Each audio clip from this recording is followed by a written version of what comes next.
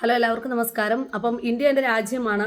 ഇതിലെല്ലാവരും എൻ്റെ സഹോദരന്മാരാണെന്ന് പറയുന്ന പോലെ തന്നെ എൻ്റെ പ്രിയപ്പെട്ട സഹോദരി ഡോക്ടർ എലിസബത്തിനുണ്ടായ വിഷമങ്ങളൊക്കെ വളരെ വലുതാണ്. അവർ ഇത്ര എഡ്യൂക്കേറ്റഡ് ആയിട്ട് എങ്ങനെ ഒരു അമളി ചെന്ന് ചാടി എന്നുള്ള കാര്യമൊന്നും അറിയത്തില്ല.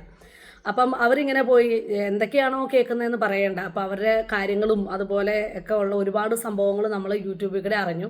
അപ്പോൾ ഈ വീഡിയോ ആണെങ്കിൽ ഒരു താങ്ക്സ് ഗിവിംഗ് ആണ്. കാരണം ഇങ്ങനെ എന്നെ പോലെയുള്ള സാധാരണക്കാർക്ക് പറയാൻ വയ്യാത്ത പല കാര്യങ്ങളും പറയുന്ന നമ്മുടെ യൂട്യൂബിലെ എല്ലാവർക്കും, റിയാക്ഷൻ വീഡിയോ ചെയ്യുന്ന എല്ലാവർക്കും, പ്രത്യേകിച്ച് ഈ ടോപ്പിക്ക് അത്രയധികം ഹൈലൈറ്റ് ചെയ്ത് ഒരുപാട് ആളുകളിലേക്ക് എത്തിച്ച് നിങ്ങൾക്ക് എല്ലാവർക്കും ഒരുപാട് നന്ദിയുണ്ട്. കാരണം എന്താണെന്ന് വെച്ച് കഴിഞ്ഞാൽ ഓരോ വീഡിയോസ് കാണുമ്പോഴും നമുക്ക് അതിൻ്റെ അടിയിൽ നമുക്ക് മനസ്സിലാവും എത്രത്തോളം വ്യൂസ് ആണ്. അപ്പോൾ വ്യൂസ് അനുസരിച്ചിട്ട് ഇയാൾ ചെയ്യുന്ന ഈ നെറുകേട് എല്ലാം ഇയാൾ കാരണം അമൃത അനുഭവിച്ചു, എലിസബത്ത് അനുഭവിച്ചു.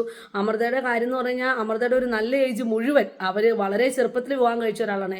അത് 10-18 വയസ്സിൽ കല്യാണം കഴിച്ച് അവർക്ക് പെട്ടെന്ന് കുഞ്ഞുണ്ടാവുകയും അത് പിന്നെ ഇന്ന് വരെ അവർ ഈ ഒരു അടുത്ത കാലത്ത് വരെ അവർ ആ കേസിൻ്റെ പുറത്താണ്. അപ്പോൾ എന്തും നടക്കാം എന്നുള്ള ഒരു അഹങ്കാരം. അതുപോലെ തന്നെ എലിസബത്തിൻ്റെ കാര്യത്തിലേക്കാണെങ്കിലും എലിസബത്ത് ഭയങ്കരമായിട്ട് സഫർ ചെയ്തു. അവർ ഈ ബന്ധത്തിൽ നിന്ന് പുറത്തു വന്നേ പിന്നെ അവർ ആദ്യം ഇട്ട വീഡിയോയിൽ അവർക്ക് വാക്കുകൾ വരെ കൂട്ടി യോജിപ്പിക്കാൻ വയ്യാത്ത അത്ര സിവിയർ ഡിപ്രഷനിലായിരുന്നു. പക്ഷേ ഇപ്പം എലിസബത്തിനെ സംബന്ധിച്ചിട്ട് ഡിപ്രഷനൊക്കെ കുറേ കുറഞ്ഞിട്ടുണ്ടെന്ന് തോന്നുന്നു. കാരണം അവരുടെ മുഖത്തൊരു പുഞ്ചിരിയുണ്ട്. അതായത് ഈ പ്രതീക്ഷകളൊക്കെ അവസാനിക്കുമ്പോൾ നമുക്ക് ആരും ഇല്ലാന്ന് തോന്നുന്ന സമയത്ത് നമ്മൾ ആരെങ്കിലുമൊക്കെ ഈ സപ്പോർട്ട് ചെയ്യാൻ വരുന്ന ഒരു ടൈം ഉണ്ടല്ലോ, ആ സമയത്ത് നമുക്ക് കിട്ടുന്ന ഒരു പ്രതീക്ഷയുണ്ട്, അല്ലെങ്കിൽ ആ സമയത്ത് കിട്ടുന്ന ഒരു ധൈര്യം.